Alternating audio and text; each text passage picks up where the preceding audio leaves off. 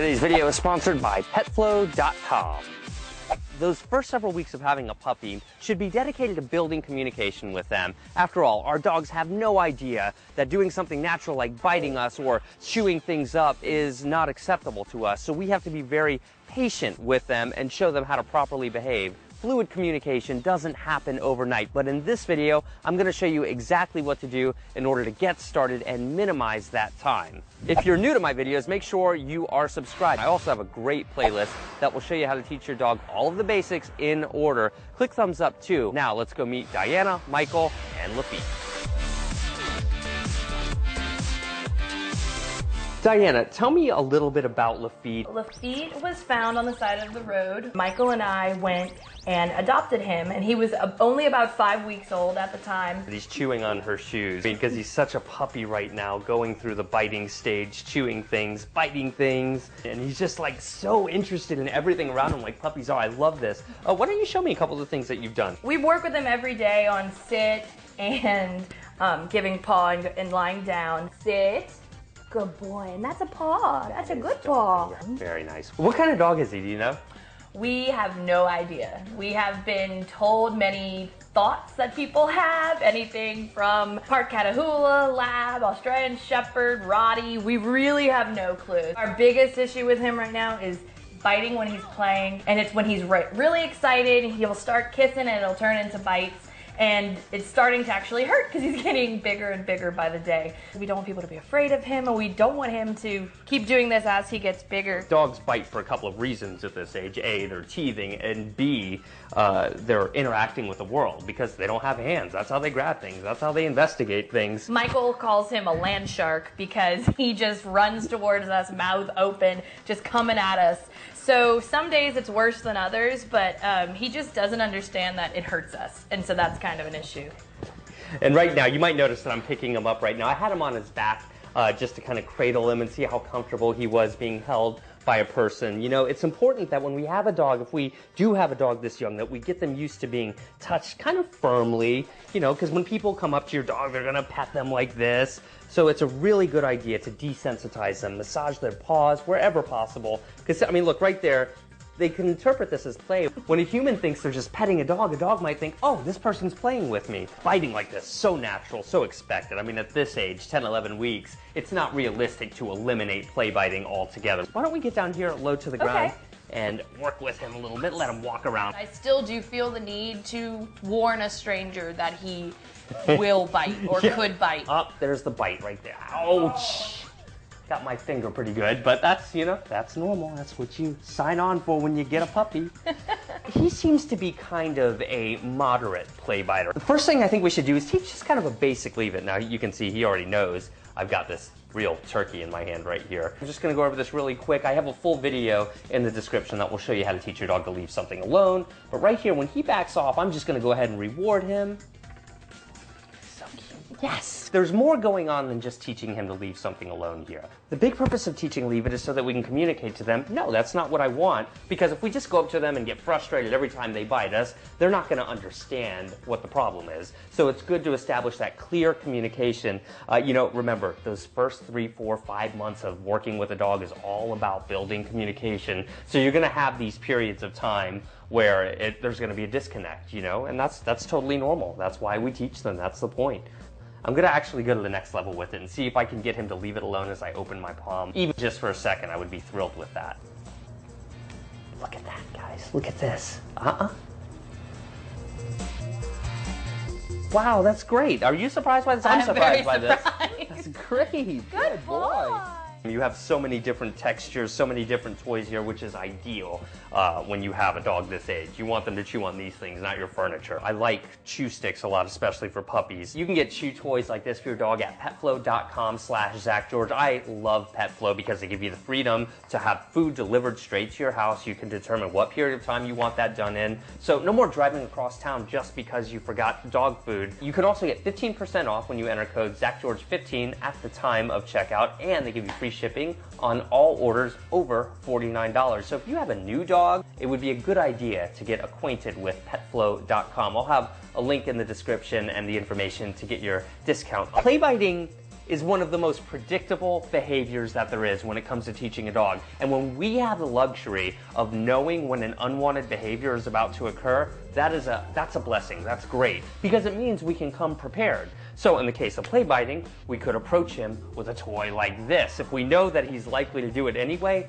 let's show him what is acceptable to chew on or bite on, rather than getting on him when he bites us. If you engage them with a toy like this straight away, when you know that they're likely going to be in a bitey mood, this does a couple of things. A, it shows them what to chew on. B, it is the beginning of teaching your dog tug of war. Now, tug of war is one of the most underestimated rewards in dog training, and most puppies will play it instinctively. Now, I see he's good about tugging it. Is he good about letting it go? No, not really. And that's required if we're going to teach our dog to play tug of war. What's kind of ironic about teaching a dog to not bite is that if you can teach them to bite when you ask and stop when you ask, that you can really make a lot of progress here.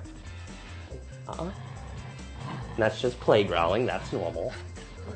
Do be careful because their aim isn't very good. Like when he jumps like that, they might get you. So you got to make sure you're using the right kind of toy. Just wait. See, we're just making it less interesting. That's all we're doing. I'm not trying to pull it away from him. I'm going to wait for him to let go on his own accord. Yes, good. Now, I have a couple of options here. I could come prepared with a toy and encourage him to put his teeth on that, and we could make a training session of it. Like, hey, you can bite this, but you also need to let go of it. So you need to be prepared to kind of teach both of those things. Or if you have like a real severe case or a dog that's in a really, really bitey mood, then you would want to come armed with your good food rewards. I'm gonna pet him at first. Yes, I like that. And I want to follow it up with something. I want yes to mean something. Hey, yes, good. Touching him under his chin there. I just want him to have a positive association of calm, acceptable behavior when people are interacting with him. At no point here has he tried to go for my hands.